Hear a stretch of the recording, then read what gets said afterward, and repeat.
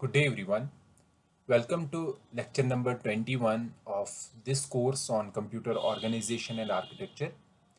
In this particular lecture, we will discuss the design of control path for RISC V instruction set architecture. So we will discuss the different paradigms of designing a control unit, and we will also discuss how we can improve the efficiency of a processor using an efficient control unit. So before discussing about the control unit, let me show you the following hardware hierarchy for designing a system. So this is our final processor that we want to design.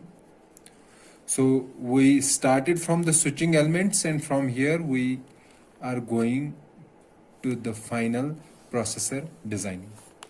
And up to lecture number 13, we have completed the design of data path. Okay, data path for a simple RISC V processor. Okay, and now our job is to design this control path, or we can say design a circuit that is used to generate control signals. And the discussion of today's lecture will be to see how we can design the control path. So we have to design a control unit. So what is a control unit? Basically, a control unit is a unit or is a logic design in our processor which is used to generate control signals. And using these control signals, it helps to direct the flow of information.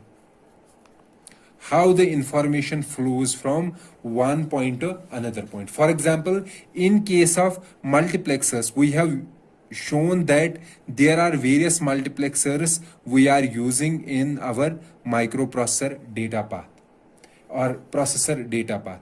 And in a multiplexer, we have to choose between two inputs or more than two inputs. And this is chosen, which input should be allowed to flow. This is chosen based on some control signals. And when we were discussing about the data path, we were saying that based on this particular control signal, we will either select input 0 or input 1. And at that particular time, we were saying that we will discuss about these control signals in our subsequent lectures. And today's lecture is to discuss how these control signals are generated. For example, there was a control signal. One control signal was isCall. And isCall, I have said in that particular lecture that if the instruction is JL or JALR, then our control unit should generate this particular signal, isCall. Okay, this isCall should be 1 if the instruction is this or this, and this call should be 0 if the instruction is some other instruction. Okay, likewise, there is another control signal. For example, is load. This control signal was generated if the instruction is load instruction. However, if it is some other instruction, then this control signal will be 0. Okay. Likewise, there are tens of control signals that our control unit has to generate. And how our control unit is generating, how we are designing this control unit. So there are two different mechanisms to design a control unit. One mechanism or one method is called a hardwired control unit.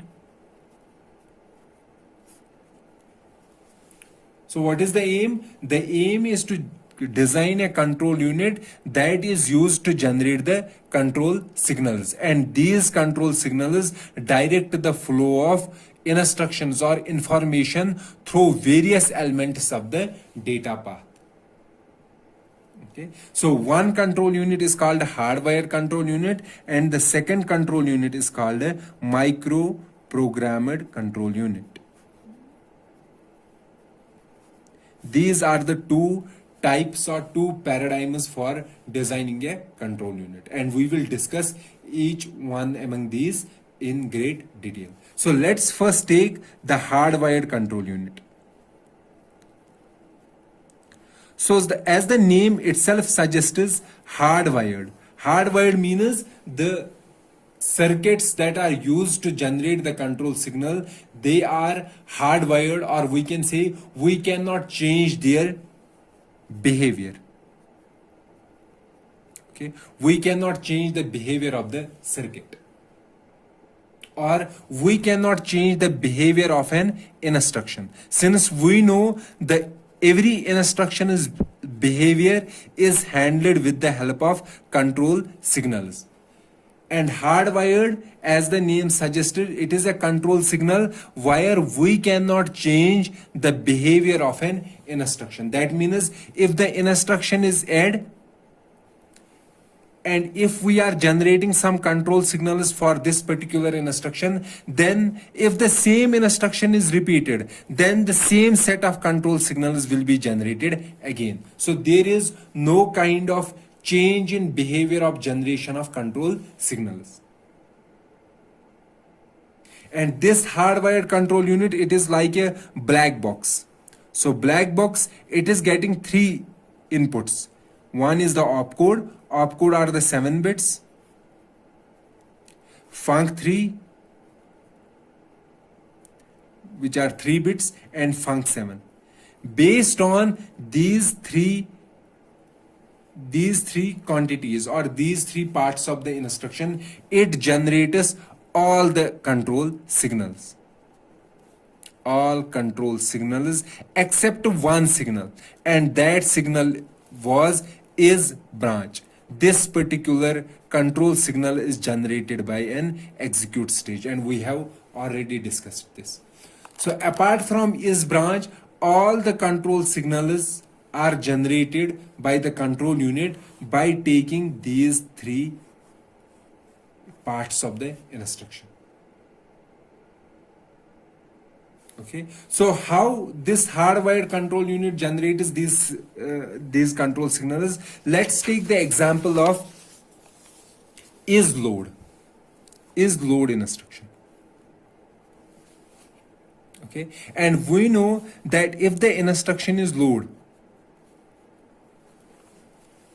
if our instruction is load instruction, then it is opcode is always equal to 00000011. This is it is opcode.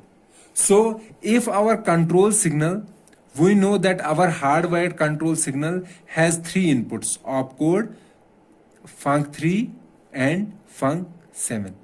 So when it gets this kind of opcode 00000011, it knows that it has to generate is load signal. That means is load signal will be equal to 1 if the opcode is this particular. So inside this control unit, there will be a circuit like this. Circuit implementing this function. Let's suppose this is bit 7, this is bit 6, bit 5, bit 4,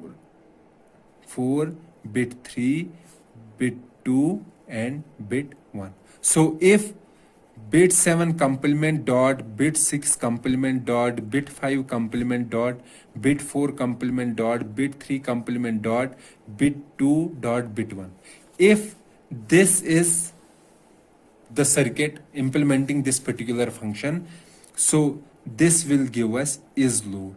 So if this Boolean function turns out to be true, then is load will be equal to 1, else is load equal to 0. So when our control unit, this particular control unit is getting the opcode, and the opcode is this particular is the opcode, then this will turn out as true, and that means is load will be equal to 1. So inside this black box, we will be having a circuit implementing this Boolean function, and that particular circuit will generate our is load instruction. Okay. Likewise, there is another instruction is call. Another control signal is call. This is call is inserted or is call signal is generated. Whenever I am saying is call is generated, that means is call is equal to 1.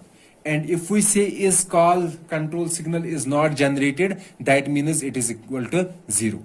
So is call is generated if the instruction is JAL or JALR. So if the instruction is this or this, then is call is generated. Else is call is not generated. And we know for JAL, the opcode is 11011111. And for JALR, the opcode is 11001111. So for these two instructions, or for the call control instruction, control signal, so we will have a circuit implementing this particular function, B7 dot B6 dot B5 complement dot B3 dot B4 dot B3 dot B2 dot B1. So this will be for this particular instruction. If this is true, or means plus if this particular instruction is there, that means B7 dot B6 dot B5 complement dot B4 complement dot B3 dot B2 dot B1. Okay, if any one of these two Boolean functions gives 1, that means the instruction is either JAL or JLR. So in that particular case, is call signal is to be generated. So inside this black box, there will be another circuit implementing this Boolean function. And this Boolean function, that particular circuit will give us is call control signal. Likewise, there will be an instruction. There will be a circuit for generating is branch. Sorry, is BEQ. If the instruction is branch equal, or is branch not equal. Okay, is S format or is sub format. So all these control signals can be generated by a circuit, dedicated circuit inside this hardwired control unit. So since you have this circuit, this particular circuit, and we know this particular circuit generates is call whenever the instruction is JAL or JALR. Now if sometimes we want to change the behavior of these instructions, or we can say, for example, multiple instruction is there. If there is a multiple instruction, since in our RISC V there is no multiply instruction, but for the sake of simplicity and for understanding, let's say there was a multiply instruction. And for multiply instruction, we need a control signal is multiply. Okay, this particular signal is generated. Now let's say we want to implement this multiplication signal. Instead using a multiplier, we will say we will achieve this using an addition. Okay. So we are implementing multiplication using addition. So in that particular scenario, instead of generating is mul, we will say that our circuit should generate is add. The instruction is same is mul. But we are saying that there are two scenarios in which we can execute this, either using a multiplier or using an adder. So if we are using a multiplier, then we should generate is mul instruction, and if we are generating the adder, we should generate is add control signal. However, our hardwired circuit, this hardwired control unit is generated in such a way that if there is a multiply instruction, then always it will generate a is mul instruction. There is no way that we can change the behavior of the instruction, because all the control signals are generated using this particular logic, where we cannot change the inputs. Inputs in a sense where we cannot reconfigure the circuits. So whatever they are generating right now, they will generate again in the future. So what I am saying, that if it is a JL instruction, it will always generate is call control signal. We cannot change the behavior of the instruction. Likewise, if we have a multiply instruction, we have to implement this using a multiplier.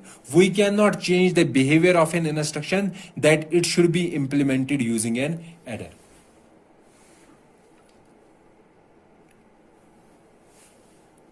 So let me summarize this this hardwired control unit. So hardwired control unit, basically it is a black box, where inside this black box we have a circuit, dedicated circuit, we will say a dedicated circuit for each control signal. And this particular circuit cannot be reconfigured.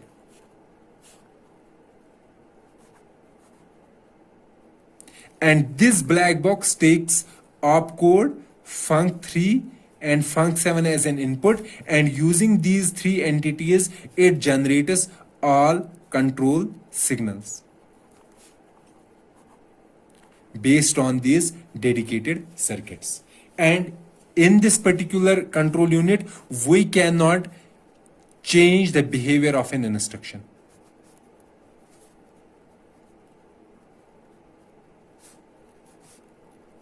What I mean to say, for example, if I have a multiply instruction, and we know multiply is implemented using a multiplier.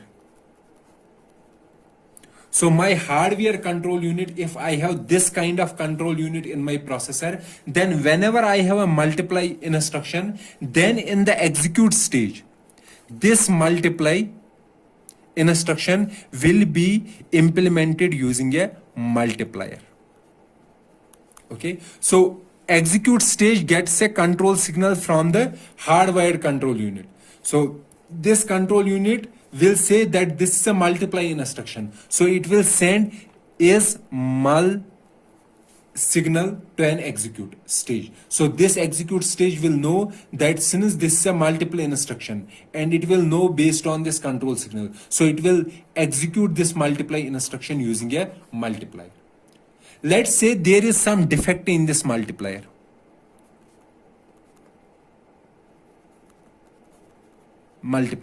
And I have a hardwired control unit. Now I want to execute this instruction. Can I execute this instruction? No, I cannot execute. I can execute, but my result will be errorness because my multiplier has a defect.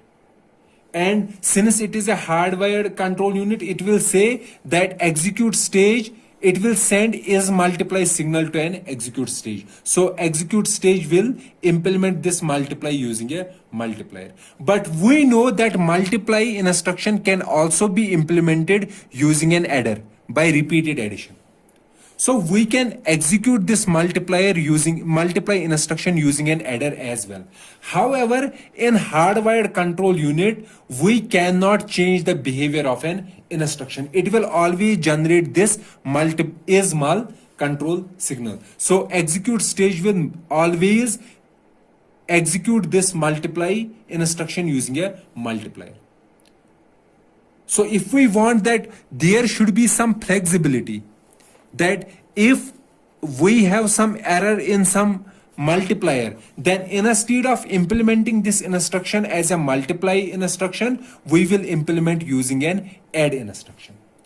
So changing the behavior of an instruction is not possible in a hardwired control unit. And why it is not possible in a hardwired control unit? Because in a hardwired control unit, the circuits are hardwired.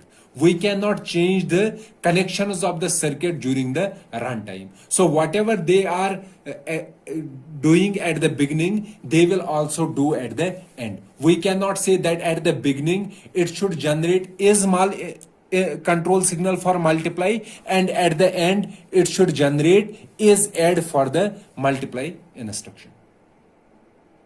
Okay, so this is one major disadvantage of a hardwired control unit. And what is the disadvantage? That we cannot change the behavior of an instruction. So whatever the instruction is, we have to implement it as it is.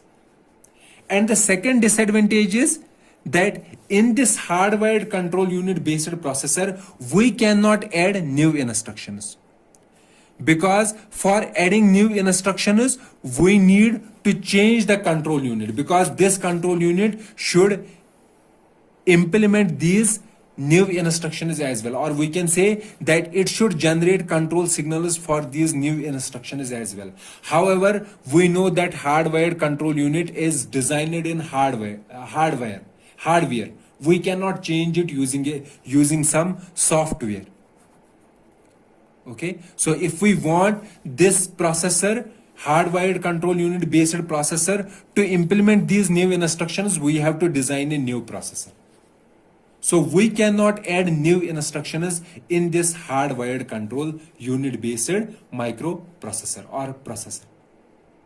However, it has the advantage because all the signals are generated at once using the parallel circuits, so it is very fast and efficient. As I said, yes, it has some disadvantages, but its efficiency is very high and it is quite fast. And that is why most of the current processors are using hardwired control unit based control unit. Most of the processors. Basically, most of the current today's processors use both the mix of hardwired control unit and microprogrammed control unit. So they use the hybrid of these two. So since up to now we have only discussed hardwired control unit, so you have to keep in mind most of the current processors, because of high efficiency of hardwired control unit, implement their control unit using this particular scheme or paradigm. Okay, so as I said that there are disadvantages. One disadvantage is the flexibility, that we cannot change the behavior of an instruction, and the other is we cannot add new instructions. For example, for this particular flexibility, so Intel once released Pentium processors. Okay, after releasing these Pentium processors, so they sold these processors in market, and after some time there was error in their division. So whenever this particular processor was doing a division of two numbers, so there was error in the 11th bit or 11th position. Okay, so and this processor was using hardwired control unit based control unit. Okay, and as I said, there was error in their division, or we can say whatever their divisor circuit which was doing the division, there was error in this or some fault in this divisor, and that fault was at the time of design.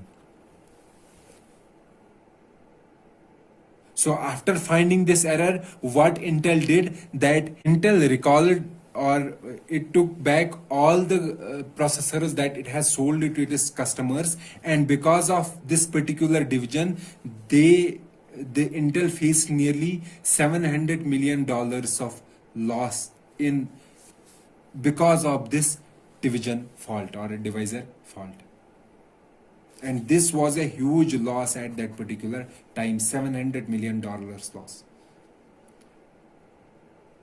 And if this processor has been somewhat flexible, then instead of whenever they used a division, then when they found out that the divisor was at fault, then they should have changed the behavior of this division instruction, implemented it using a subtractor, because division can be implemented using a subtractor as well. So they could have changed the implementation of this division or the behavior of this division and implemented it using a subtractor. But since their control unit was hardwired control unit, so it was not possible to change the behavior of the instruction. So whenever there was a division instruction, it has to be handled by a divisor because of hardwired control unit. So it was not possible to change the behavior of instruction during the runtime. So because of this lack of flexibility, they faced $700 million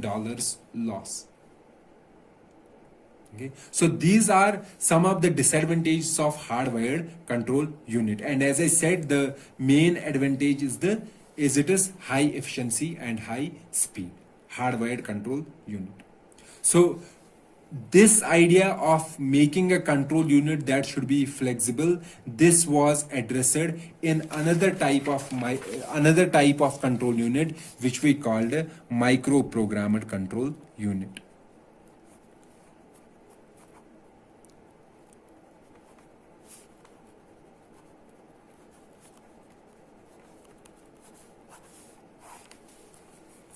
Okay. So microprogrammed control unit, it is a control unit that is flexible. Flexible means using this control unit, we can change the behavior of an instruction.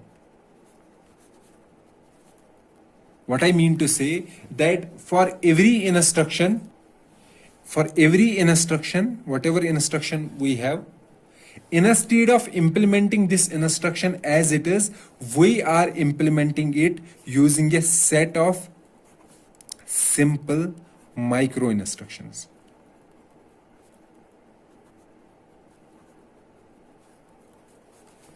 Okay, we are not allowing this instruction to be implemented as it is. Instead, for implementing this instruction, we are implementing it using a set of simple micro instructions. Let's say we have micro instructions, let's say 10 micro instructions, I1, I2, I3, dash, I10. I will write micro instruction I1, micro instruction I2, micro instruction I3, micro instruction I10. Let's say my instruction is I1. This is my instruction in my ISA.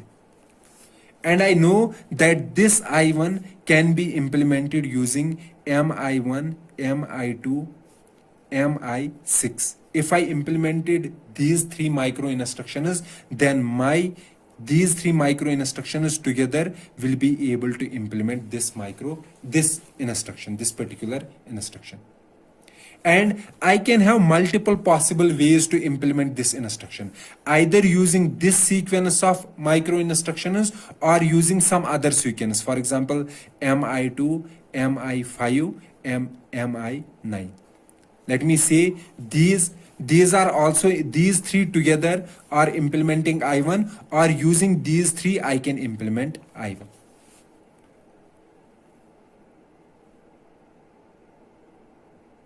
Okay, so what I am saying that for every instruction of an ISA, there is associated some set of micro instructions which can be used to implement this particular instruction. And there may be multiple possible sets for one particular instruction. So if I have to execute this instruction, instead of executing this instruction, I will execute this particular sequence. Okay, and these micro instructions, whatever these micro instructions are, or these are also called microcodes, because these instructions or these micro instructions are very simple instructions, extremely simple instructions. Okay, so these micro instructions or microcodes, they are stored in memory in a table which we called a microcode table.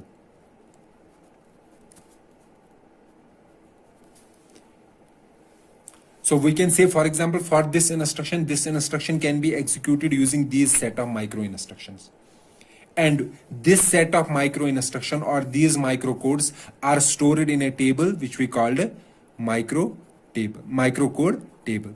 And these set of instructions, these can be changed using software.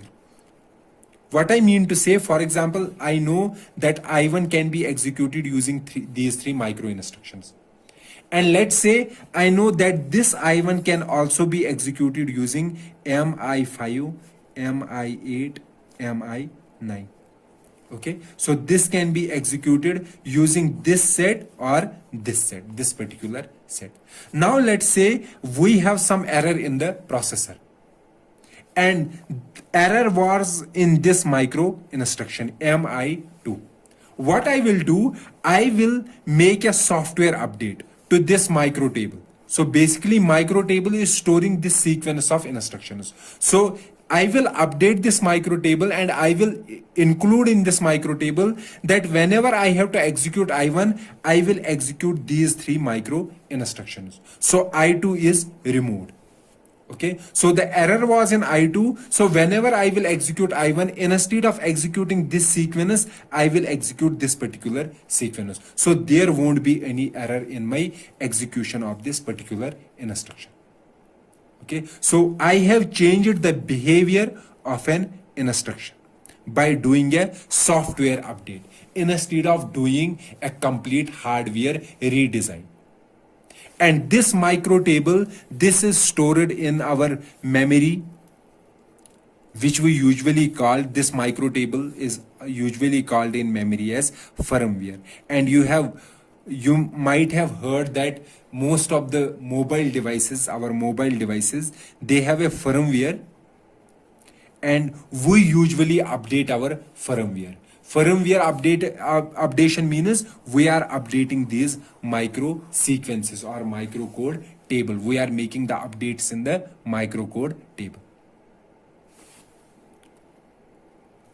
So we can say that our microprogrammed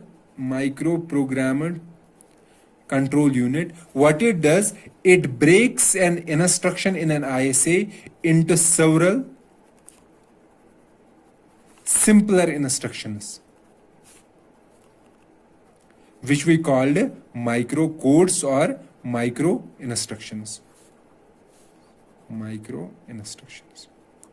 And then we will use our microprogrammer, then we will use our control unit to take these micro instructions or micro codes, and based on these micro instructions, it will generate control signals. And those control signals will be used to handle the data path.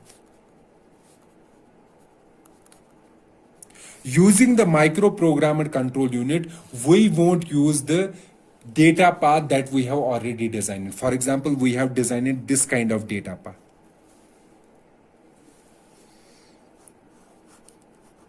So we were having these particular stages. Fetch was giving to decode was giving to execute, then memory access, then write back. So using a microprogrammed control unit, we won't be having this particular data path. Instead, we will have a different data path. And the flow of data in this data path will be controlled by the control unit, and this control unit will execute these micro instructions and accordingly generates the control signals. And since I know that we can change the sequence of micro instructions, so we can change the generation of control signals using a simple software update.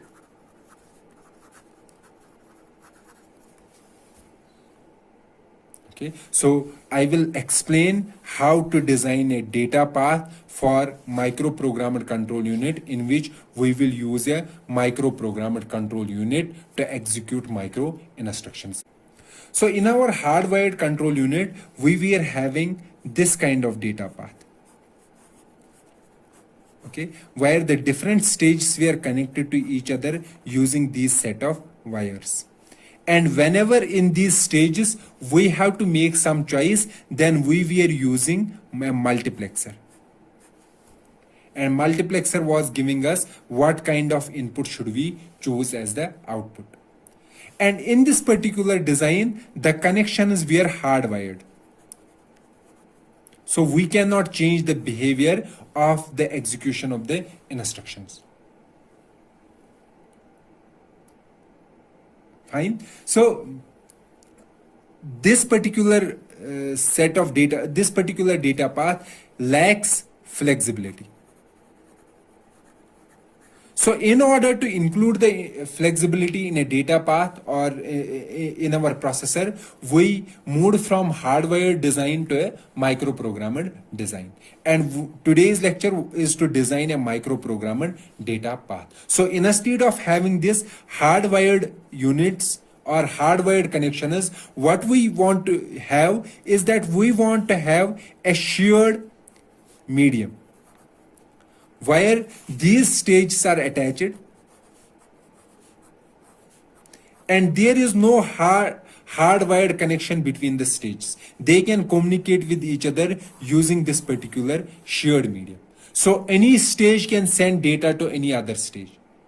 Okay, for example, if this is fetch, this is decode, this is execute, then fetch can send to execute, executes can send to fetch, fetch can send to decode, and decode can send to any other stage in the pipeline or any other stage in the processor. Okay, and this particular shared medium is implemented using a sequence of wires. Okay, and this sequence of wires is called a bus. So between different stages of the processor, they are communicating using this particular bus. And this particular bus is a single writer, multiple reader bus. What I mean to say by a single writer means that one can write data on this bus and multiple entities can read from this bus. Let's say I am sending 5 on this. So this can also read 5, this can also read 5, this can also read 5. So multiple entities can read, but only one can send at a particular time. So at this particular time, this particular stage or this particular component can send data on the bus. Okay, and at some other time, for example, this can send and others can receive data from the bus.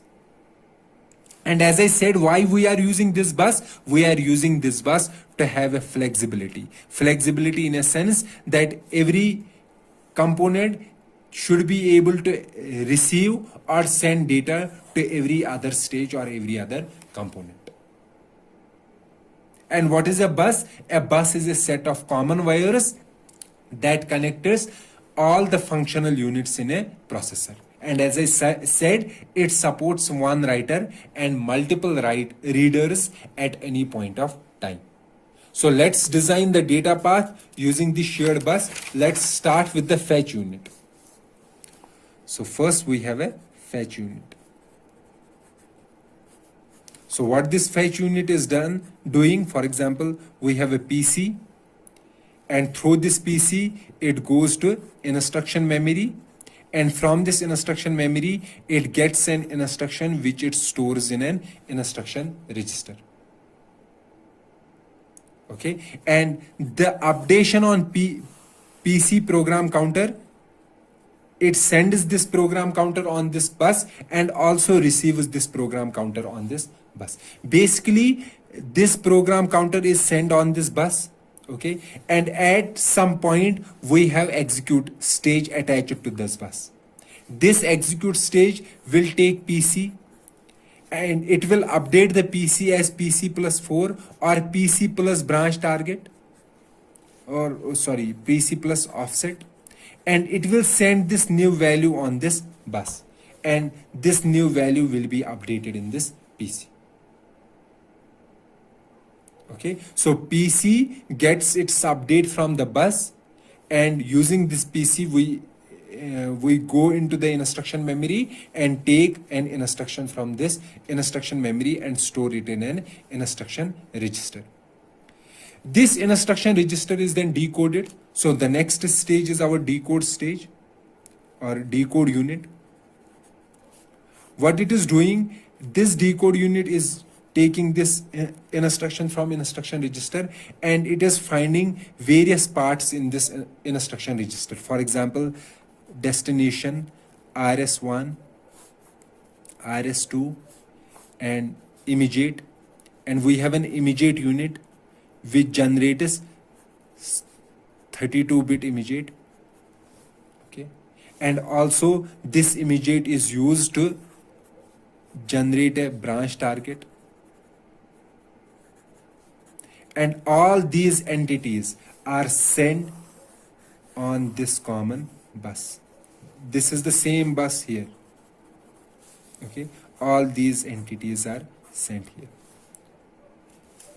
immediate and branch. So if some stage needs these data values, so that stage can take these particular values from the bus and will use them. For example, these particular values RS1 and RS2 will be used by register file, and register file will access these two registers and will find the value stored in these two registers. So after decode unit, we have a register unit. So in our previous data path, decode unit and register unit were together in a single unit, but here they are separate. Okay, so here what we are doing, that we have this shared bus.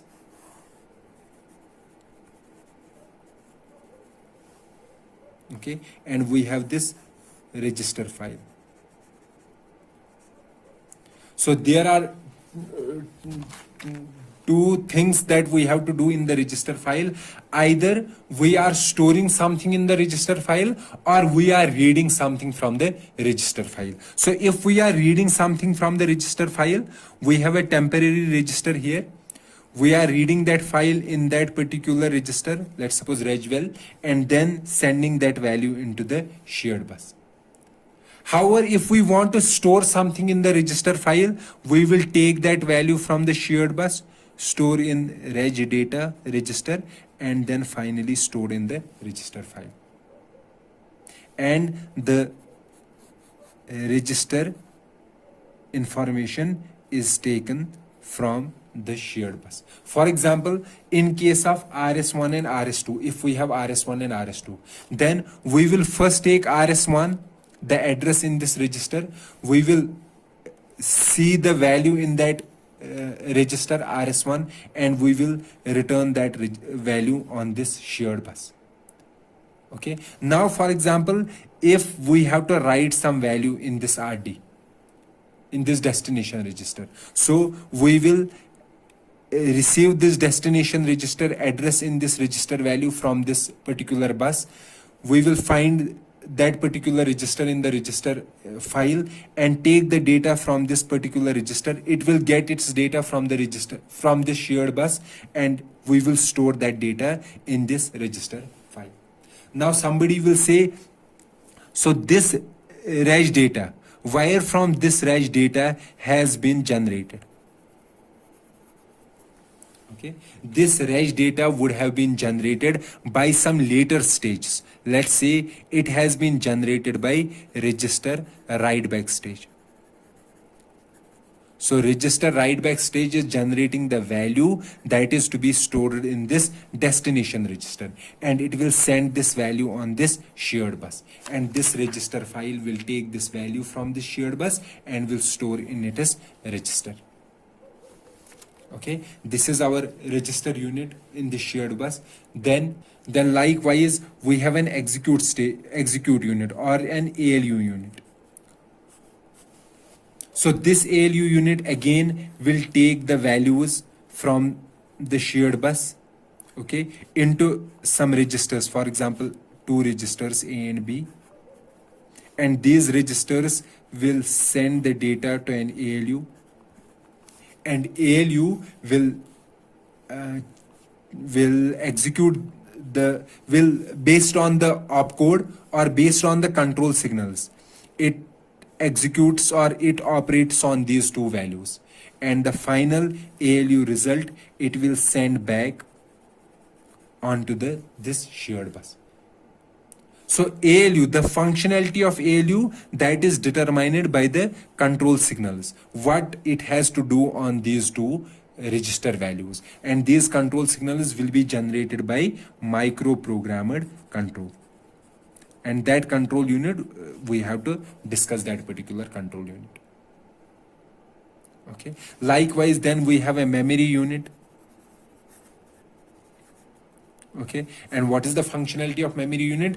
Either in case of a load instruction, we have to load data from the memory. And in case of a store instruction, we will take the data from this bus and store in some memory location. Okay. So we have this memory unit. So as I said that there are two registers, memory address register and memory data register. Let's say it is a load instruction. Then we will get the address of memory from this bus. We will check the memory and we will return the load result on this bus. However, if it is a store instruction, we will receive the address from this bus and will also receive the data that is to be stored in the memory. And then using this address, we will store this data at that particular memory location. So you can see that here I have briefly discussed the different stages or different components in the data path of a microprogrammed control unit based design. And as I said, all these units are communicating with each other using this shared bus. So I can say that we have a common shared bus. So this is our common shared bus. Fetch unit is attached to this. So I won't make the complete diagram here. This decode is also attached. Okay, so then our reg file is also attached. Then our ALU also attached. Then our memory is also attached to this shared bus. So all these components are communicating with each other using this shared bus. And we have a micro control unit, microprogrammed control unit. This control unit also sends its signals on this particular bus. And based on these signals, these units operate on the data that is available on the bus. And this microprogrammed control unit is getting the instruction, or we can say the opcode. And based on the opcode, it executes some of the instructions. So what it is doing basically, so this microprogrammed control unit, it takes the input as opcode. Opcode means what type of instruction it is. Okay, based on this instruction, it accesses it as micro table.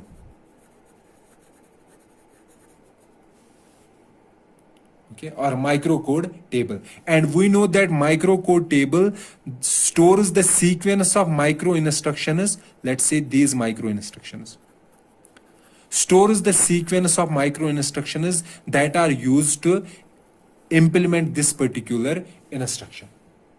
Okay, so this microcontrol unit, what it does, it goes into the micro table.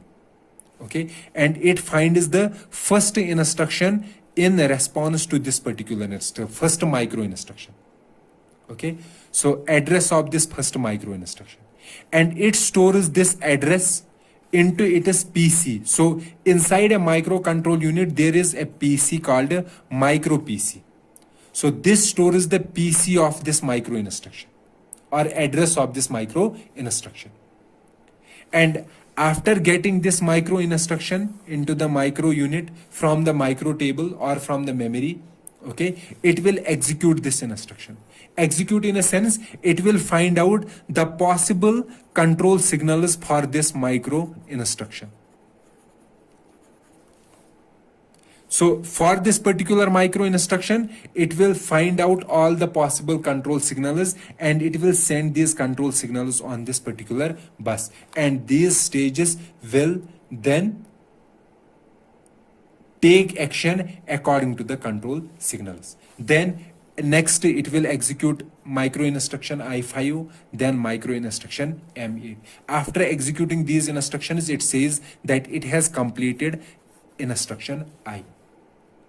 And then if there is another instruction I3, then it will again execute the sequence of micro instructions for this particular instruction. And based on the sequence, it will generate some arguments or control signals, and those control signals will be used by these stages to take various actions to execute this particular instruction.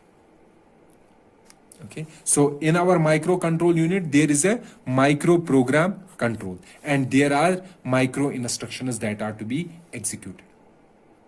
Now inside our, now as I said that we have micro instructions. So previously we were having what? We were having instructions. For example, instruction was add x1, x3, x4. And then we were encoding these instructions in binary format. In binary. And what was the encoding? General encoding. For example, there was an opcode, then we were having RD, then func3 and other components. Likewise, we have a micro instruction, for example, MI1 micro instruction. This instruction also needs encoding. So there will be like, we have an opcode, we have a source register, destination register. Okay, fine. So it will have an encoding like this opcode, then register values or some other things here. So this micro instruction. So inside micro control unit, when we are fetching this instruction, this micro instruction, fetch micro instruction, then we will decode this micro instruction. And after decoding, it generates control signals.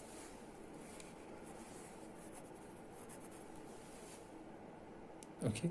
The other scenario or the other paradigm of encoding a micro instruction is that we will encode micro instructions. So like this, we will encode micro instruction. But during the encoding of instruction, we will also include all control signals that will be generated by this particular micro instruction. So in the previous paradigm, the control signals were generated after decoding the micro instruction. However, in this paradigm, this particular paradigm, what we are doing, we are saying that when we are encoding a micro instruction, not only we are converting this from assembly format to machine format, but we are including some extra information into the instruction. And what is the extra information? Extra information is the information about the control signals that are to be generated for this micro instruction. So this microcontrol unit, it does not has to decode the instruction to find out the control signals, but it can easily find the control instructions or control signals from the instruction itself. So what I am saying, that there are two different paradigms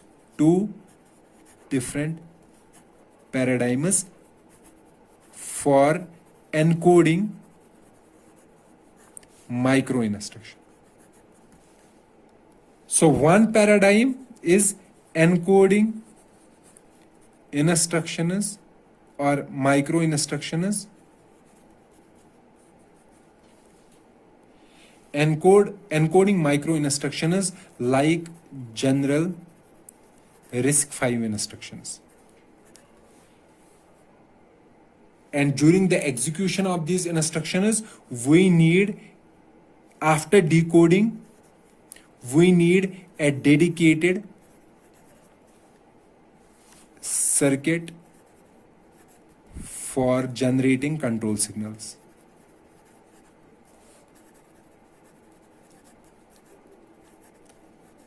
Like in hardwired control unit. Okay, so we will require a dedicated control signal circuit for generating control signals. Okay, so this is one paradigm, and this paradigm of encoding micro instructions is called vertical microprogramming. So what do you mean by a vertical microprogramming? Vertical microprogramming means encoding in micro instructions like general RISC V instructions. So that means the encoding of an instruction does not include any information about the control signals, or we can say we cannot get the control signals from the instruction itself, but we need a dedicated circuit for generating the control signal. The second paradigm is that we will include the control signals in the instruction itself. So for every micro instruction, we will not only store the information about the instruction, but also all the control signals that this particular instruction will generate. Okay, so there is no need of a dedicated circuit for generating control signal, because the control signals we will get the control signals from the instruction itself. Okay, so the advantage is that we don't need a dedicated circuit for generating control signals, because the control signals will be present in the encoding of an instruction itself. And what is the disadvantage? Disadvantage will be that there will be large size of instructions.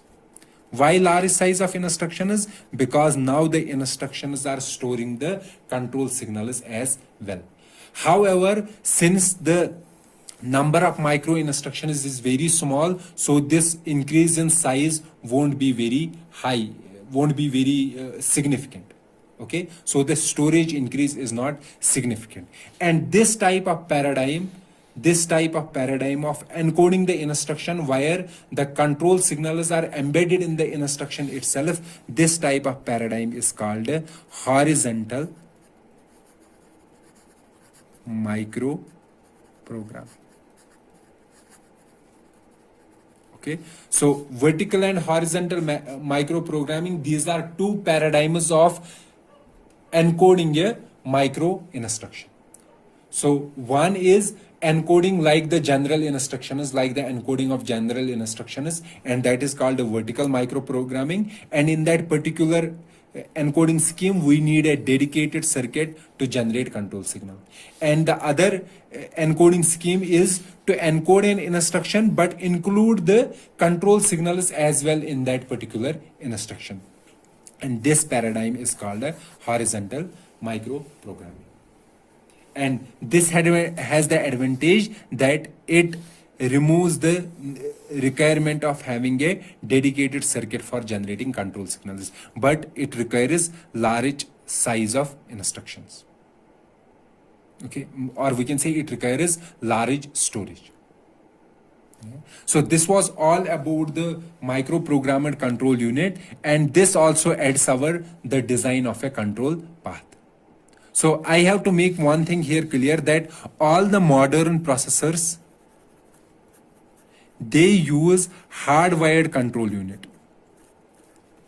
However, for complex instructions,